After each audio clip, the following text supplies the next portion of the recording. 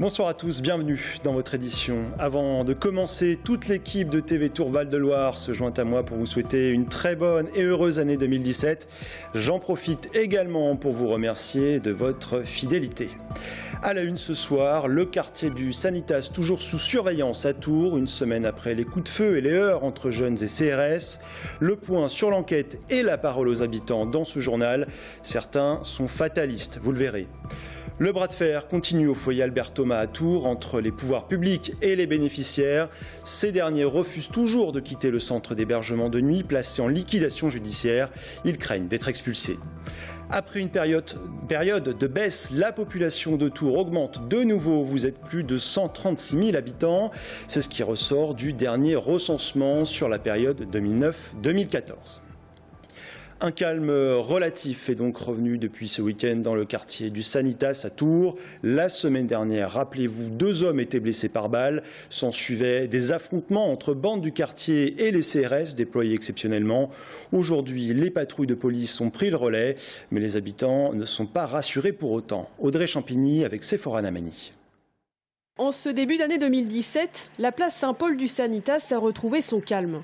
La soixantaine de CRS venus en renfort sont repartis hier soir. Seules quelques voitures de police continuent leur ronde. On a encore renforcé les patrouilles sur le Sanitas, qui est un quartier sensible de la circonscription.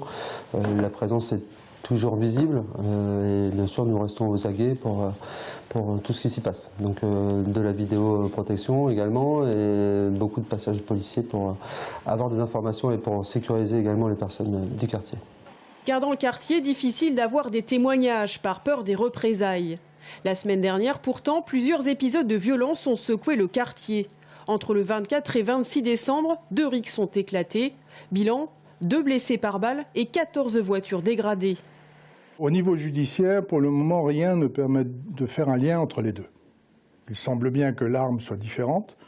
Il semble bien que dans un cas, on ait affaire à une victime peut-être visée, la première affaire. En tout état de cause, dans la deuxième affaire, la victime était manifestement une victime fortuite qui n'a pas eu de chance de se trouver au mauvais moment, au mauvais endroit.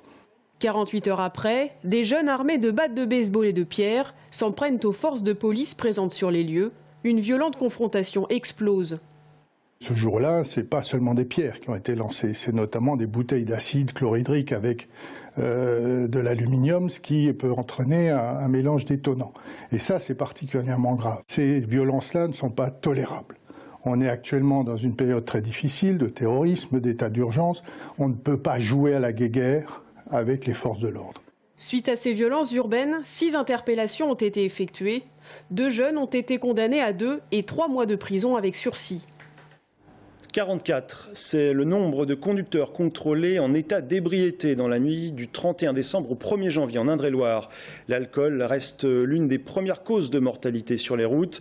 Voilà qui nous amène au bilan 2016 en Indre-et-Loire avec, regardez, un très léger recul. L'année dernière, 34 personnes ont perdu la vie sur les axes du département. C'est 1 de moins qu'en 2015 et 3 de moins qu'en 2014.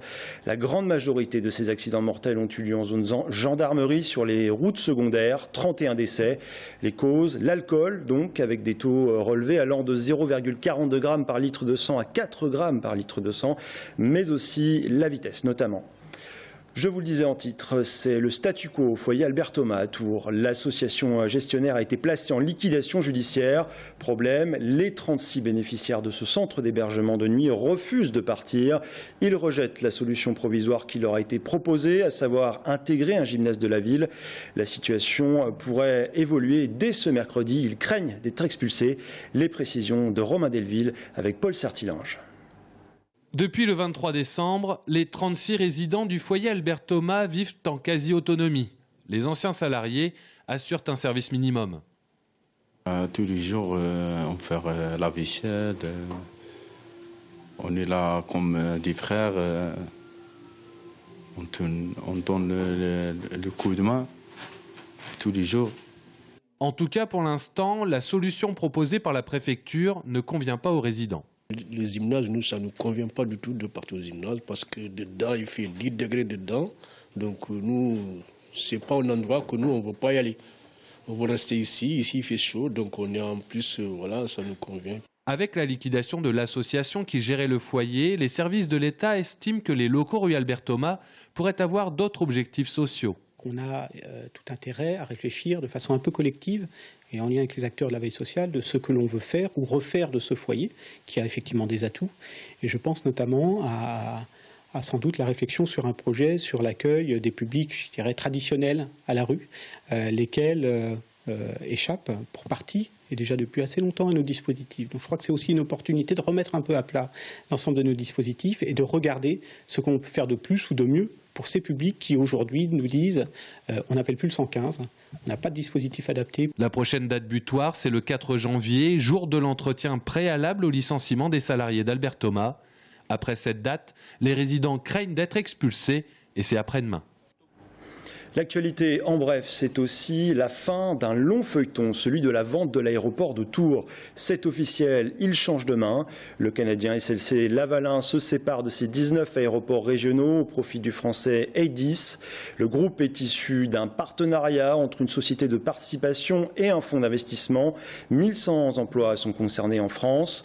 La société assure qu'elle gardera tous les postes. Écoutez la réaction du maire de Tours, Serge Babary, plutôt satisfait de ce rachat. On va arriver cette année à 200 000 passagers, avec une progression de l'ordre de 7 à 8%, donc ce qui est pas mal.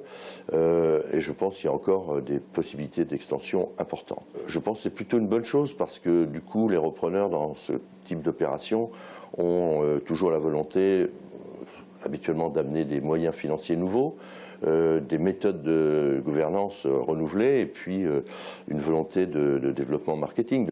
Ils ont débarqué chez les buralistes en novembre dernier, même couleur, même typographie et Photoshop. Vous l'avez deviné, il s'agit des paquets de cigarettes neutres. Objectif, décourager les fumeurs et dissuader les non-fumeurs. Depuis hier, nouvelle étape, ces paquets neutres sont obligatoires et ça grogne chez les 270 buralistes du département. Pour eux, beaucoup de contraintes supplémentaires et des risques d'erreur pour une efficacité qui reste à démontrer. Regardez le reportage d'Amanda Breuer-Rivera. Difficile de s'y retrouver parmi ces 120 produits différents, tous semblables. Malgré ses 13 ans de métier, cette buraliste met presque 2 fois plus de temps pour servir un client, ce qui n'est pas sans conséquence. Des gens qui n'ont pas la patience d'attendre et vont vérifier si ailleurs il n'y a pas moins de queue ou des choses comme ça. Ou même quand il y a eu les paquets rouges, par exemple de Marlboro, qui étaient rouges avant, il y en a ah non, moi je veux pas ceux-là, vous avez que ça, bah oui, donc je vais voir ailleurs. Donc les gens voulaient vraiment chercher jusqu'au 31 décembre des paquets non neutres. Donc je pense qu'on a eu des pertes de clients et de chiffre d'affaires. Les buralistes dénoncent une charge de travail supplémentaire et surtout un délai de plusieurs mois pour être remboursés des anciens paquets colorés devenus illicites. En compensation, les chefs d'entreprise ont obtenu une augmentation de leur commission qui passe de 6,9% à 7,5%. Pour les petits débits, c'est vrai qu'il y a eu des aides supplémentaires pour les pérenniser.